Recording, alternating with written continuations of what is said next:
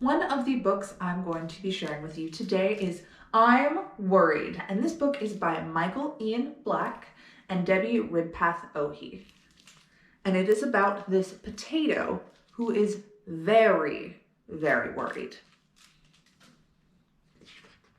The tagline is, "When you are a worried potato, it is hard to enjoy the moment." So I'm worried. I'm worried. What are you worried about? The future. Why are you worried about the future? Because what if something bad happens? Like what? Like anything. Please tell me nothing bad will ever happen. I wish I could, potato, but I can't. Why not? Because nobody knows what's gonna happen. Now I'm worried. Okay, you two. Sometimes bad things happen. Like potato, you remember that one time you rolled off the table? I was bruised for weeks. And Flamingo, remember when you got your beak stuck in the peanut butter jar?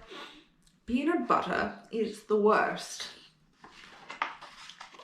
And that time I fell off the monkey bars and I broke my arm. All of those things were bad at first. But over time they turned out okay. I got a sticker at the doctor's office and it was scratch and sniff. I put bologna on my sandwich and it was delicious. You both doodled all over my cast and it looked awesome. I'm going to wrap myself in bubble wrap. That way nothing bad will ever happen again. Guys, it's getting very warm in here. I can't move. We were trapped in bubble wrap. Another bad thing happened. Worrying doesn't help. Since we don't know what's going to happen in the future, maybe we should just enjoy the now. Enjoy the now. Am I doing it right? Yep. How about now? You got it. Hey, Flamingo. Yes? Boo! Enjoying the now is way better than worrying about the future. But peanut butter is still the worst. The end. I am going to talk a little bit about the craft for today. I made a fun little emotion wheel sort of thing where you will have a piece of paper and it'll have the circles and you can draw your face and how you look when you feel happy, angry, sad, and worried. I didn't do too well on my worried face. I just kind of look angry. I like this one because I look like Kirby, like the little video game character. But today, I feel happy because I get to share books with you and we get to have a special guest.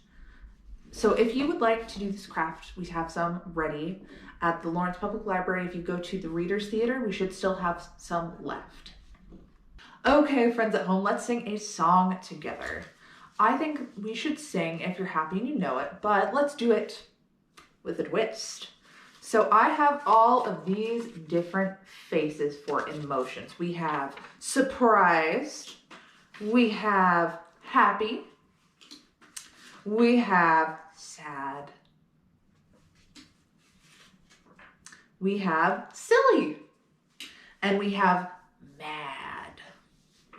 I'm gonna mix these up on the floor and I'm not gonna look at them, and I will pick one at random. Let's see, we have mad. Let's sing If You're Mad and You Know It, Stomp Your Feet. Imagine I'm stomping my feet because I'm sitting on my floor. All right, friends. If you're mad and you know it, stomp your feet. If you're mad and you know it, stomp your feet. If you're mad and you know it, then your face will surely show it. If you're mad and you know it, stomp your feet. All right, let's pick another emotion. I choose happy.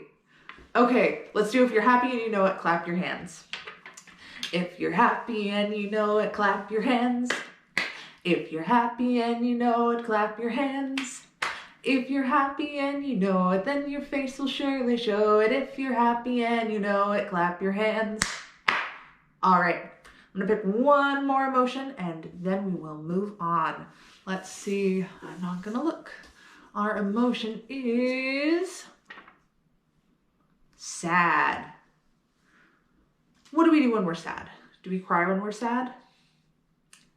Okay, if you're sad and you know it, wipe a tear. If you're sad and you know it, wipe a tear. If you're sad and you know it, wipe a tear. If you're sad and you know it, then your face will surely show it. If you're sad and you know it, wipe a tear. I don't want to end on sad. So let's go back to if you're happy and you know it. And let's do if you're happy and you know it, shout hooray.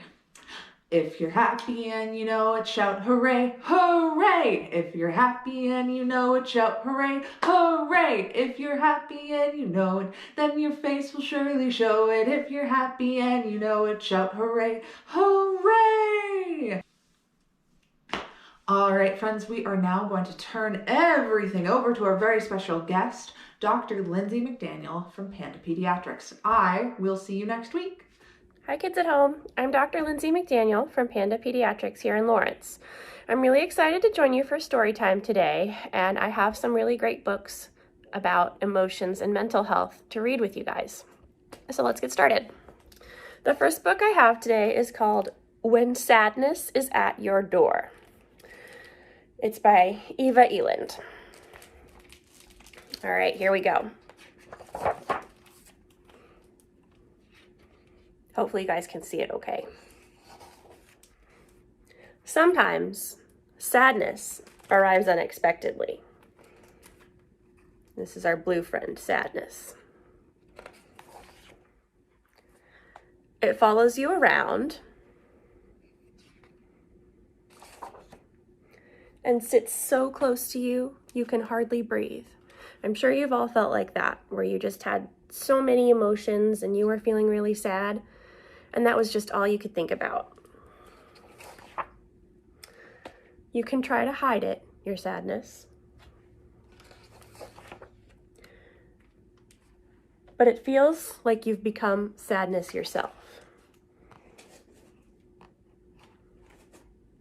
And there's our friend Sadness. I don't know if you can see, but Sadness has kind of become one with our main character because he's feeling sad a lot. Try not to be afraid of sadness. Give it a name. Listen to it. Ask where it comes from and what it needs. There's a lot of different things that can be causing sadness and all those other stressful emotions that you're experiencing. Sometimes you're not quite sure where it comes from, and other times you are. But either way, it's important to put a name to it. If you don't understand each other, just sit together and be quiet for a while. Find something that you both enjoy, like drawing,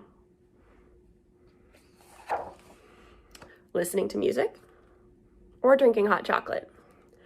Maybe sadness doesn't like to stay inside. Try letting it out sometimes. Make sure you get some time outside to play or go on a walk.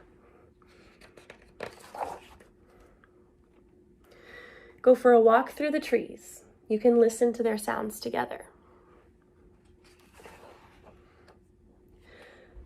Maybe all it wants to know is that it is welcome. And to sleep, knowing that it's not alone.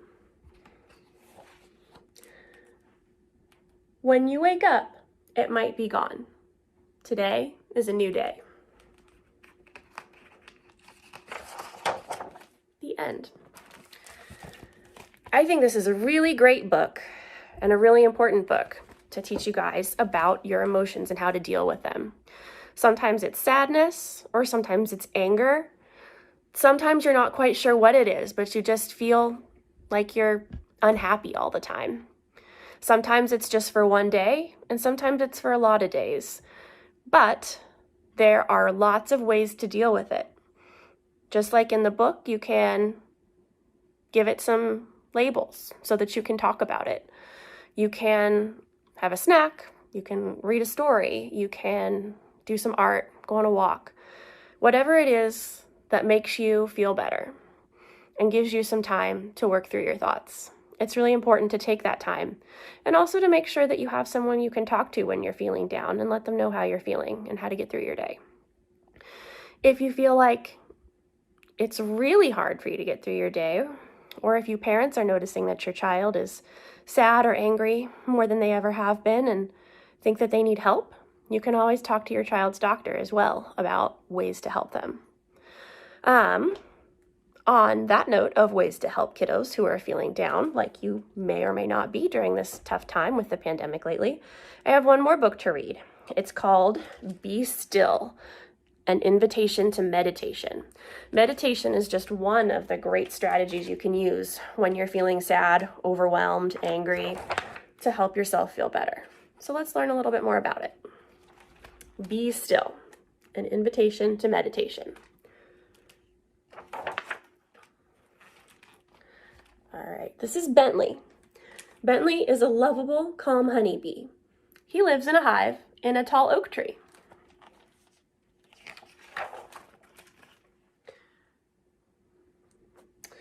The hive is a busy and noisy place. There is no wing room. It's a crowded space. The bees are always buzzing around. A quiet place is nowhere to be found. One day, the queen told the bees to get busy. This sent them scrambling into a tizzy. Buzz, buzz, I'm late. Out of my way. Beg your pardon. The bees rushed out of the hive and into the garden. But not Bentley. He chose to be patient and wait. He decided to look for a place to meditate. The honeycombs in the hive were just too tight. Bentley thought of the garden and began to take flight.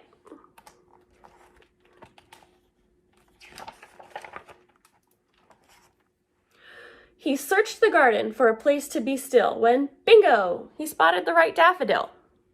Bentley landed on a petal and took a seat. He closed his eyes and rested his feet. While Bentley was meditating, Bonnie Bee flew by. She was gabbing with her friend, Felicity Fly. The two of them wondered what Bentley was doing. They stopped to watch, their curiosity brewing. Psst, they whispered to Holly Hummingbird. The three of them giggled. He looked kind of absurd. Soon, a crowd had gathered on the ground and tree limb. Bentley opened one eye and saw everyone staring at him.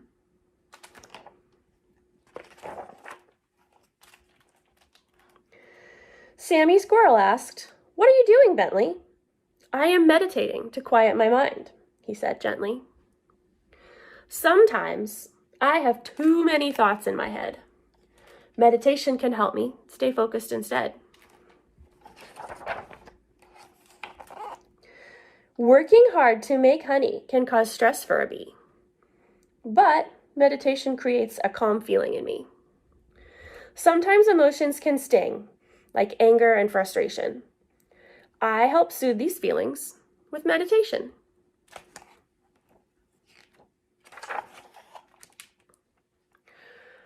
"Will it really help?" asked Carmen Chipmunk. "I don't know, but I'll try it," said Sabrina Skunk. "Can you teach us to meditate?" asked Billy Blue Jay. They leaned in to hear what Bentley would say.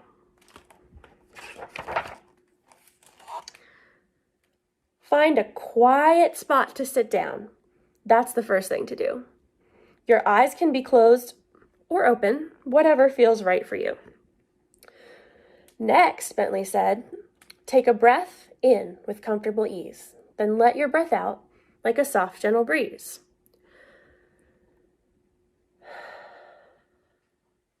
Just like that. Notice your breath in your nose, belly, or chest. Keep breathing slowly. Practice. Just do your best. It's okay if a thought pops into your head. If this happens, focus on your breathing instead. Everyone took a seat on the ground or in the tree. Soon, they felt inner peace and tranquility. A calmness spread throughout the garden and sky. It began with meditation and a willingness to try.